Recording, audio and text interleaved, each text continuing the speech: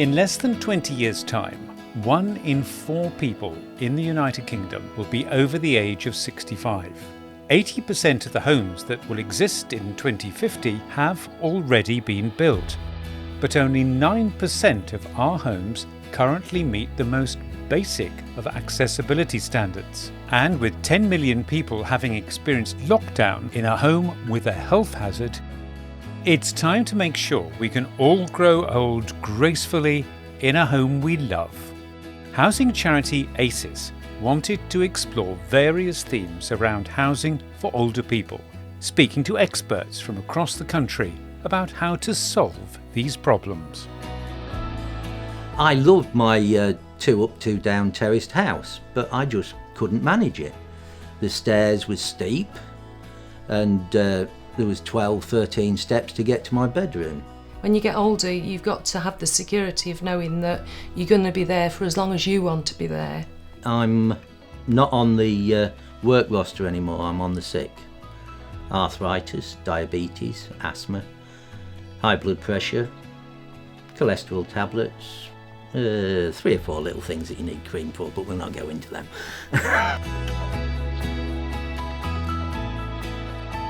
We have ground floor flats which are predominantly let to older persons. We have bungalows, generally there's quite a high demand for those. And then we have 9 shelter schemes. We've provided homes for people over 55.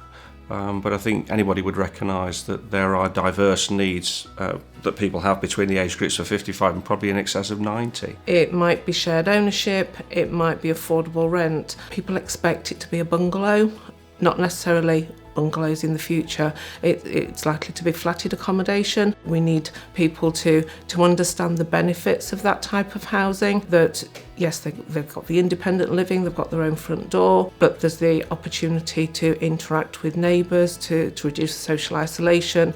They don't have the worry about the maintenance, and there's probably a communal garden, so they don't have to worry about the gardening themselves, yet they can enjoy the outdoor space. The main change in housing for older people in recent years has just been the transformation in the amount of choice there is for older people. So we've moved away from the idea that kind of the only choice is necessarily nursing care, and actually older people now have a much wider range of options to pick from adapting their existing home to be more accessible, some floating support in the home, through to sheltered housing options, supported housing options, and also then obviously residential care in different forms. So there's a huge amount of options for older people, and the key change to support those options is that people are making choices earlier about where they want to spend their later years, and they're making those choices based more not just on their needs but also their aspirations and the community that they want to be in. There's an ageing population, a national ageing population, and West Lindsey is no different. That older demographic, it's due to rise a lot quicker than some of the young ones. So that 84 plus and retirement age to 84, there's a real steady rise in that. So obviously the housing, it's absolutely important to us as a district council. We worked across Greater Lincolnshire around some evidence, quantitative and qualitative evidence around the need, accommodation and housing needs for older people. And that sort of set us on the track to start working with partners to deliver specialist housing for our ageing population. At the moment, we do have a lot of accessible homes. We've seen really good adaptations, but there's just not enough to meet the demands of people. To meet the challenges of an ageing population, we do need to see continued investment and development of accessible housing and also supported housing. Housing providers play a really key role in providing these homes at the moment and these services, providing really special person-centred care that can evolve as people get older. But we need to see that matched by a real commitment to keep building to a higher accessible standard, to thinking in local plans about kind of how we meet that need for accessible homes, and also that we can continue to see real investment going into supported housing so that housing associations who provide really brilliant services can continue to do so, but also can kind of really invest in those services to be able to provide the best care to individuals and also kind of evolve that as the person's needs change. So the really interesting thing is that taking a home that doesn't meet accessibility standards and comparing it with a home that does, actually on first glance, they don't look extremely different. You'd be hard pushed as a first-time buyer, for instance, to notice any massive change between the two. They don't have to be unattractive. They don't have to represent a major stumbling block for developers to build these new homes. But they will have a huge impact, not just on the individual, but also on public services and for us as a society. So the cost of poor quality housing in the UK is 600 million plus a year. So the NHS and social care end up paying a huge price when people are living in homes that don't suit their needs. Back in the early 1990s, the Joseph Rowntree Foundation introduced the Lifetime Home Standard, which was a significant shift in how we think about delivering new homes to meet the needs of everyone. However, unfortunately, since then, that standard has only been adopted on a voluntary basis. And so what we've done is come together as a coalition across sector to make a really clear statement of the need for higher standards and to be campaigning strongly to government for mandatory accessibility standards that do help people to remain living independently in their own homes for longer. And we've been really pleased, not just from the response from government, who we're hoping will shortly approve this higher accessibility standard, but also from industry. So developers who, at the start of our conversation with them a couple of years ago, were opposing these changes, have come round to the need to build new homes which are more accessible. But what does that mean in practice when designing new homes? One of those organisations working to introduce higher standards is specialist housing provider Habinteg, which is building to that advanced specification up and down the country already. This is one of a pair of 2-bedroom wheelchair accessible bungalows we built on this particular site, and the considerations around accessible housing design went right the way back to feasibility stage. Obviously, surface treatments are important. We want to avoid the use of things like gravel, which aren't particularly good for wheelchair or people with limited dexterity. We've got ample space for someone in a electric scooter in this case, or electric wheelchair. Some of the subtleties that you can only see if you sort of start paying close attention is the heights of sockets. It's also about the sorts of access and controls we're using here. We tend to use rocker switches. We've got vinyl flooring throughout, which is fantastic for someone in a wheelchair user particularly. The bathrooms within these particular dwellings are fully ply lined, and what that enables you to do is to be able to respond to as wide a range of potential end users as possible. This particular size unit is installed at point of build with a level access shower. We also leave space for the future use of a bath should it be needed. And we also make sure that we've got the plumbing in the right place so that should the bath ever be retrospectively fitted, it can be done with a minimal cost or fuss. And one thing that people with limited mobility sometimes struggle is obviously traversing potentially from a wheelchair into a shower chair, and therefore the use of both grab rails and a long riser rail here, which has been fitted into a strengthened wall, can permit that safely.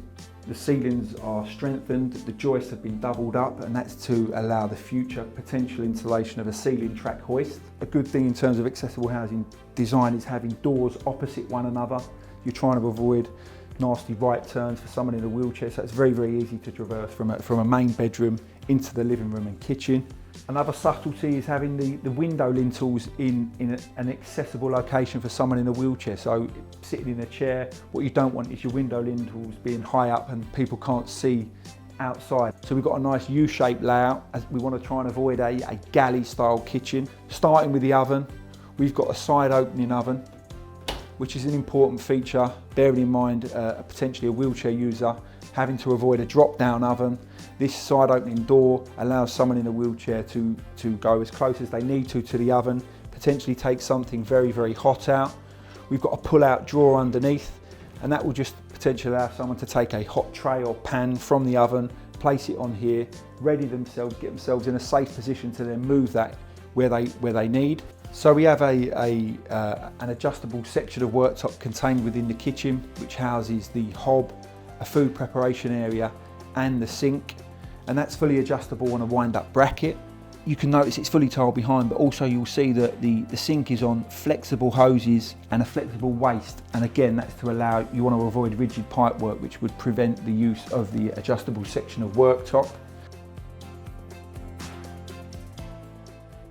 We are quite constrained by some of the way that our homes are developed. You know, we have to operate within a financial model. So I think, you know, moving forward, it's about saying, well, as a company, are we going to embrace lifetime homes? And when we do new developments, how do they lend themselves to that? You know, sometimes we effectively buy off the peg from developers. Sometimes we are able to inform what a home comprises. So I think there's a distinction between sometimes what we're able to do and what we would like to do. I think we're more aware of the needs. It isn't just about an appropriate place to live. The design of the property has got to be appropriate, and I think all these design ideas are far more to the forefront now than they were previously. While it's clear the homes of the future might need to be developed slightly differently, what about the millions of homes that are already built? How do we make sure they're adapted to be safe and secure? In 2019, ACES launched a new adaptation service, ACES Home Plus, to help people to live in the homes they love for as long as possible. They install everything from handrails and grab rails to wet rooms and fully adjustable kitchens, to enable people with mobility issues to maintain their independence. ACES has delivered support for a long time, and much of that support has been emotional support through independent living skills, mental health, well-being, that type of thing. What Home Plus does is it supports in a practical way, so people having the adaptations within their home so that they can live within their home and live there comfortably and safely. We've known for a long time that our older customers tend to be our most satisfied customers, and you know, they're quite happy with the service that's provided. They're also likely to be the ones that stay in that home or would like to stay in that property, and it's the right thing to do. So actually, as their needs are changing, what isn't the right thing to do is to ask them to sort of pick up and move off and go to another property, another community, another kind of home setup, home environment that isn't what they want. They want to stay in the home. So really all we need to do is make a few changes. There's so many simple adaptations and solutions out there that don't necessarily need to cost a lot of money, or there's funding out there. They don't take an awful lot to do the installation, but they can make such a significant change to the way you live in your home. Most people don't identify as old. Actually, everybody thinks of 15 years older than them as old, which means you have nobody self-identifying. So how do you sell to somebody who doesn't see themselves under that label? That's probably not going to work. But also the kinds of things that we build for older people tend to be done on a very tight budget. We tend to throw good design, good aesthetics out of the window for the sake of cost. We want people to like it, not tolerate it. And the problem is often we go down the functional route of solving those functional problems, particularly for older people, without thinking about how does this make them feel. And the thing is, when you don't like something, you'll do anything to avoid using it. Minor adaptations can actually make the biggest difference to help support people to stay independent, to keep them mobile, and to keep them safe ultimately. The current kind of adaptations market is really limited. It really lacks choice. There isn't kind of that much available for someone as they start to need support around the home. And that's for both kind of if you're aging or for the disability market as well. It kind of, as you need more support around the home, your options kind of get diminished really. We really were keen to have a look and give people back that choice, give people back that dignity, because these products that currently exist strip away a lot of that pride and dignity that people have in homes that they create. They spend kind of years making these, homes a haven, and then just because they need a bit of an extra support, that haven then turns into a hospital because they need these supportive products. So our kind of idea really stemmed around giving people dignity back, designing something that was really inclusive, that blended into the home, was really discreet, and you just couldn't look at it and say that that's an adaptation or that's a support aid. If you look at a bathroom adapted for an older person, I certainly wouldn't want one of those, whatever happened. But it doesn't have to be like that. We kind of came up with a few dual-purpose products, a toilet roll holder, a mirror and a corner shower shelf that all kind of have that dual-purpose element. They just blend into the bathroom really nicely, but actually they've got that added benefit that you can grab onto that for support should you need it. If you adapt homes in non-aspirational ways, you also create something that potentially the next tenant or the next owner wants to take out. And there's a cost to that as well. So if you think more of whole life costs, then that's actually starting to get lower. Housing associations are looking at putting these in earlier as a more preventative route through kind of new builds. So actually thinking about accessibility right at the start. We're all getting older. The older generation are living longer. We really need to think about future-proofing the new homes that we're building, but also looking at the kind of current homes that we've got. How do we make them fit for purpose? Because people are aging in the homes that we've already built. We worked with my grandma. We got her involved in kind of giving us feedback on some of the issues that she was facing. And she became kind of a bit of an inspiration for why we came up with the idea. And she's always been at the heart of everything that we've done. Sheila has become a bit of a poster girl for Invisible Creations, which is fantastic, and she absolutely loves it. But she was struggling with those kind of daily tasks of just kind of getting around the bathroom, getting in and out of the front door.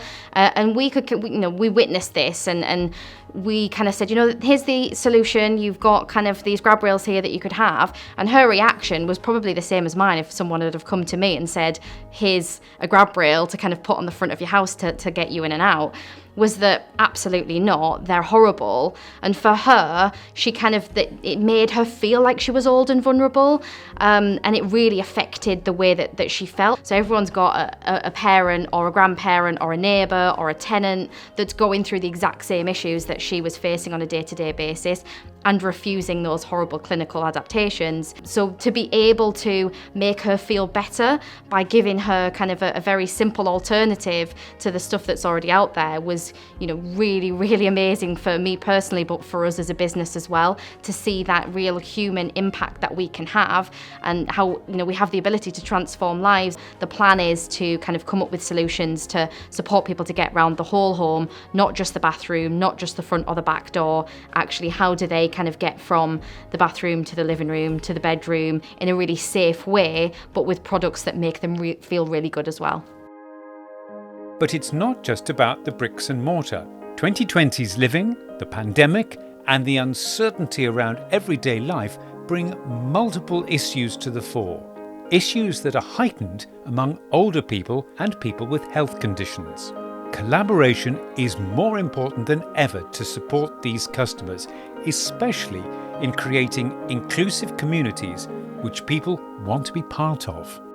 When people are making choices about their housing in later life or staying in their own home, we know that it's really important for them to be thinking about their place, staying part of their community and also the connections that they have. So it's really important when we're talking about housing policy for older people, we're keeping that placemaking approach. It's really key that housing associations and supported housing providers are working with their local authorities, because then that mutual understanding about housing need in the community, what the needs are of local older people and how best you can meet those needs. For example, we know that less than half of local authorities will have accessible housing factored into their local plan. So it's really important that housing associations are working with local authorities to make them understand the housing needs of the community. We often start with the landowner, so it can be through some Section 106 housing, or it might be a piece of land which is specifically for delivery of housing for older people. And so long process always starts with that evidence of need.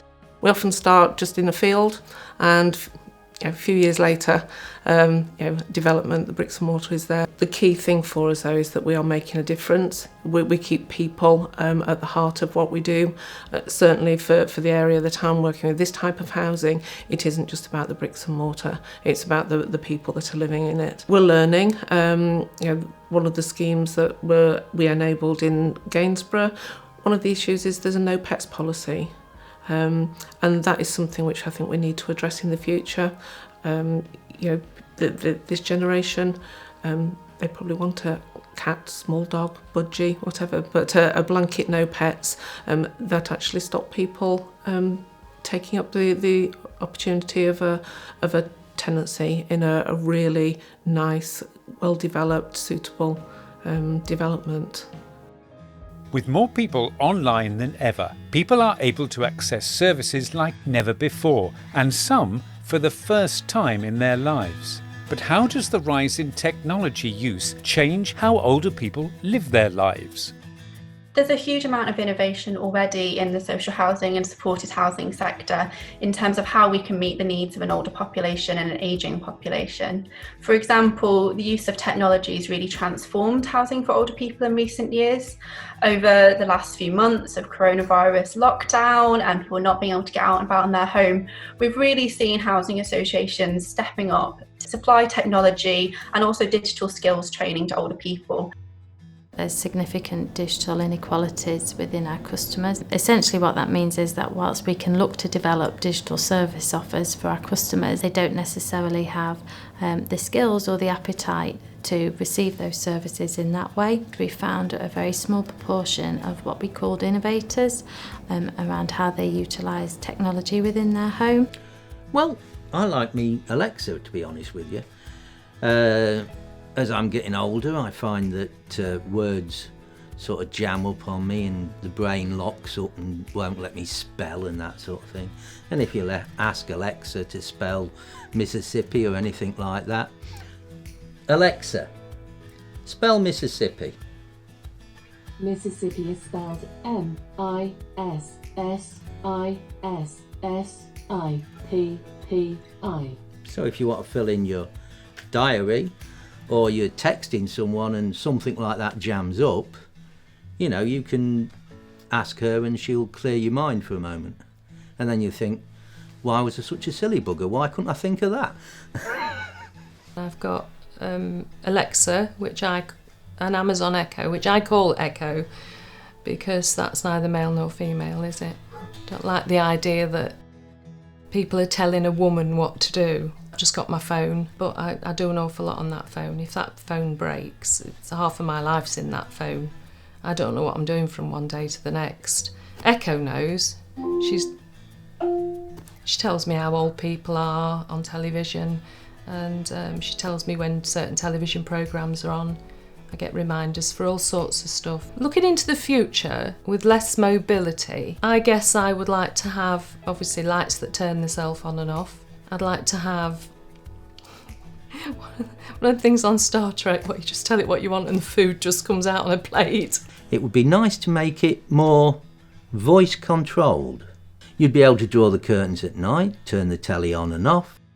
By the time you guys get to my age and living in these, you will all know computers, Alexas will be well out of date and all that sort of thing, fair enough. But their replacements want to be put in to buy the old of the future. If you look at it like that, you young guys will be my age someday, and therefore you guys will be needing the technology. So it makes sense for you to put it in now. At the beginning of the pandemic, what we found through the support we provided our older customers was that there was a will for the first time in a long time to really understand technology, and that they could see how it could have had an impact and benefited them. The biggest barrier to our customers using technology was the fear of cost, but actually a lot of this technology is now household names at very low cost. It's just about utilising them a bit differently and having the skills and the confidence to do that. So technology and this huge shift in how we socialise, how we access services that we've experienced during the pandemic. have in some ways been really positive, but they've also, I think, reminded us that technology is no replacement for human face-to-face interaction. We need that as humans. We're geared towards having that social interaction. And so moving forward, we need to make sure that technology is used as complementary to that human interaction. You've got to have something going on just to keep the mind ticking over. Because if you shut down, you shut all the way down. People that go through a lot of tragedies tend to take it in, suck it in. Today's society tells us that we need a shrink. Well, if you had half a dozen friends, you wouldn't need one. There's some great technology out there. So for me, it's about a fusion of the technology and the people interface. And again, one size won't fit all. Some people will be happy and quite dependent on technology. Some people would prefer that human contact. As you get older, there's less and less people to talk to. And as such, you get lonelier because you don't have any way of talking or communicating to anyone. So machinery, even her, you get to talk to like it's a person. Alexa, thank you. Anytime. It's surprising what the human voice does for you. It stops you from being lonely. The community centre, just the other side of the footpath there, is very useful. Because, I mean, we may only play a game of bingo or a game of dominoes. But if you go over there, you've got 6, 12 people that want to talk, and they need to talk, and you do a lot of talking. Sometimes too much, people tell me. The coronavirus pandemic has had an enormous effect on people's lives, making people feel more isolated than ever. In response, ACES, like many housing associations, created their own support programme to check in on some of their more vulnerable customers. Their EP19 programme was so successful in reconnecting with people, it gained lottery funding to expand its reach and impact. We knew that a lot of our vulnerable customers would be really nervous about what the future held. So we spoke to specifically a lot of our older customers and our disabled customers and made sure they were okay. What materialised from that is that an awful lot of them weren't okay. There's no real limit then to what EP19 can support with. The starting point is very much about having a conversation and encouraging people to open up and speak to you. Often the ongoing support's being provided because they've started to talk about potentially not being able to access the medication, but then over time they start to open up about potentially they've not got any support network around them, or they're not being able to see their friends or family. Something we're seeing as well is around customers being quite proud and not necessarily, specifically our older customers, not necessarily wanting to kind of put any extra pressures on their children or grandchildren and become a bit of a burden. So they're really kind of holding some of that back and living with that themselves on a daily basis. The way we initially resource it is through our engineers. They go into our customers' homes day in, day out and have these conversations and you know, do a fantastic job of it. And what we were now asking them to do is do that in a bit more focused way, rather than sort of conversational while you're there doing a job. We were actually asking them to pick up the phone and have these conversations. And so we saw some really great impacts early on engineers really forming relationships with our customers and seeing things from a very different perspective, and really getting to understand the barriers and the problems and some of the challenges that they face on a daily basis and how we can do more to support that. And sometimes that's a 5-minute conversation, sometimes it's an hour and a half conversation depending on how they're feeling on that day. And certainly we've had customers where we've rung them and said, look, you know, you only talk to us for a few minutes each time we call. Do you want us to continue calling? Because we don't want to be a bother by kind of making these calls to them all the time. And the reactions has always been, no, you don't know how much this means to me that you call every week and I wait in for this call, just to kind of have that conversation. It's the constant in this really vastly changing world where nothing seems to stay the same for more than 2 minutes. They know that they're going to get this call and that they're going to have a conversation and there's somebody to speak to at the end of the phone call. I think we see things in a bit of a different light now, and I guess before COVID put so much restrictions on everything, we definitely felt that this level of support had to be done face to face, and that it wouldn't be received, and it was not the right approach to provide this kind of intensive personal support and do it in any other way that was face to face. But actually that's not the case, and that we know we've now got this confidence that we absolutely can engage customers and families and communities and do it without being on the doorstep, which will definitely shape what we do going forward. So we saw housing associations making one-on-one calls to older residents, trying to make sure they felt connected, supporting older residents with the shopping, providing technology that could help them keep connected to their friends and family, but also kind of really finding that if there was any more serious issues, they could connect them to health services, they could make sure that someone was always being looked after. Having a joined up approach means that when there's a need identified for either some support for an older person, for a change in their housing situation, housing associations can signpost them to another service that might be able to help them.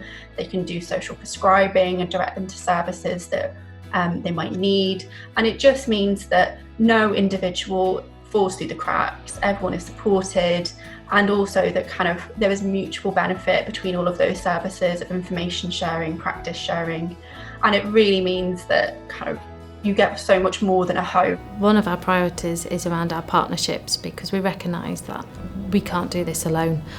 We can't be the be-all and end-all to everybody for everything, and that we need specialist partners in place to ensure that our customer can have a real holistic package of support, and they've got access to everything they need through us, but working in partnership with others. But we also recognise that there's lots of gaps in provision out there, and that ultimately we need to work together with the right partners to be able to put something new in place and develop those services, access that funding and those contracts, so that we can support more people.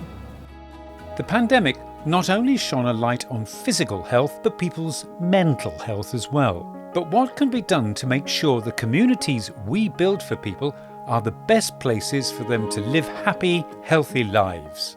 As we come out of the pandemic, I think there's an increase in that need for healthy places. People have been isolating and that need to have those green spaces. The importance of green spaces. People have been just stepping out of the front door and getting that exercise, which is good for not only the physical health but the mental health as well. And collectively, all these things ensure, doesn't matter whether it's young people or old, ensures that they can thrive within their own place. I love living on my own because I'm autistic, so I get to control everything in the house. The biggest problem with autism is other people, not really understanding how I see the world and how I can interpret things really differently to how they do. So they just tend to think I'm a bit weird, especially older people, funnily enough. I get labels that, are wrong. Injustice is my middle name, but it's the same for most autistic people. And it's good to have a diagnosis, because then you can start to really understand yourself a lot better. Basically, I can walk 20 metres quite easily. If I go further than that, I need a walking stick. Or, I take the scooter to go up to Tesco's. As you get more rickety, you can't get out the chair so easy. So, I have this old thing that picks me up and down. You can basically go to sleep on this chair. A lot of people don't like disability. My mum was told that she had diabetes because it affected her eyes and she could no longer work in the family shop. So we had to leave it. So it went from the best job in the world to the worst, to put it mildly. My dad was told at some point that she would need a wheelchair. So being my dad, he goes to make a deal, and he goes out and he gets her a wheelchair with the big wheels so she could move herself around, and it's a nice chrome wheelchair, lovely chair, and he brings it in and he's as fussy as a dog with two tails. He thinks he's the bee's knees, and Mum dresses him down. She goes up the wall, across the ceiling and down the other side, and my dad's there. He hasn't got a clue why he's being told off. He can't defend himself because he doesn't know what he's defending himself against. But what it is a defence mechanism my mother had, where she would deny that she was ill. And she would fight that until she had to wear it. That wheelchair was banned to my dad's shed. And my dad was lucky he wasn't. There is a pattern of decline that happens with age. It starts with you not being able to reach your toenails, and it ends with you not being able to feed yourself. The thing is, you don't have to lose function at a particular age. If I tell you there are 2% of men, 3% of women in England who can't touch their toes to cut their toenails at the age of 42. If I say the average age for that, or the median age technically, that's 79. But I can also find you a small group of women in California who can still do it at 100. So age isn't a very useful metric here. Care is a really good thing, but care is doing something for somebody. So it should be the last thing we do for people, not the first thing we do for people. And we all think it's caring to do something for people, but actually it's much better to do with, not for. So if somebody's struggling to cook with them, don't cook for them, because then you're disabling them or prematurely disabling them. I had an argument with my wife recently because I used to take all the shopping bags, and when we went out shopping to carry back to the car, and she said, "You're disabling me." And I was sort of slightly upset at first, and then I realised she was right, because I was taking all the load. I was maintaining my muscle strength in my arms at the expense of her doing the same thing. So now I leave all the bags on her, on the end of the till, let her take what she wants, and I carry the rest. If the house is right, then yes, ultimately it will. People will not be going into residential care, or hospital admissions will be decreased, and so yes, it will. There'll be a saving to the public purse. Again, there's a willingness and an ambition on our part to partner increasingly. And I think, something like care provision is an obvious one there. There are public sector agencies that we need to probably do some more work with. Certainly there are private agencies as well that we could partner with. So I don't think there are any restrictions on that, but it's just what drives the building of that relationship in the first instance. So what might the homes of the future look like? The National Innovation Centre for Ageing believe we could see a transformation in how we live together as families. Based on research, its experts are testing out this new way of living, with social spaces and technology at the heart of it all. We have a project going on site here called Future Homes Project, where they're building homes that can change over the life course, so you can literally move the walls. If you start as a young family, this size might work here, but actually as things change, maybe you'd reconfigure. We're starting to learn, what does it look like to have a house that works across the life stages? And what we're trying to do here is develop and help people develop the kinds of products that people want as they get older, rather than the products that they have. To use a colleague's phrase, aspiration, not desperation. So in the home environment, there are lots of risks, or potentially lots of risks. The way we think about those risks is, what risks do you have, not why do you have them? So you can look at them and see them as older people's risks, like, for instance, leaving something on the hob unattended and forgetting about it. I don't see myself as an older person, but I've done that twice in the last year. If you go back probably the best part of 100 years, a very significant percentage of people, at least 1 in 5, actually used to live together, probably for very practical reasons, and that got less and less. That dropped to about 6%. When we had the financial crisis, people realised they couldn't afford to live apart. And then what we discovered is that actually it's quite nice to live together. There's lots of benefits. The kitchen is a shared space. Kitchen breakfast room is where people tend to work together, live together, engage with each other. It's their social space. But it also means that whatever part of the age spectrum. You've got care on hand. Actually, when people eat together, they tend to eat on average about 10% less calories. So people eat a little bit more responsibly. They tend to eat better food because they kind of challenge each other about what they're eating. 60 million Americans now live in multi-generational settings. Loads and loads of benefits for that. Of course, it has its challenge in terms of how do we build the right properties for that or adapt our properties for that. But in a survey probably nearly 3 years ago now, 60% of people in the UK said they'd be interested in doing that. What's the most important space in a multi-generational home? It's the kitchen/breakfast room. You can afford a bigger one if you've got pooled budgets where people are living together. But actually you've also got quite a lot of challenges because you might have a 94-year-old great-granddad making fairy cakes with his 4-year-old granddaughter, grandson, and they might forget things, and they're probably different heights and different abilities, and how do you accommodate that in a safe way? What we ended up designing was a kitchen that takes all of those into account. So the kitchen behind me works for people whether they're in a wheelchair or not, whatever height they are.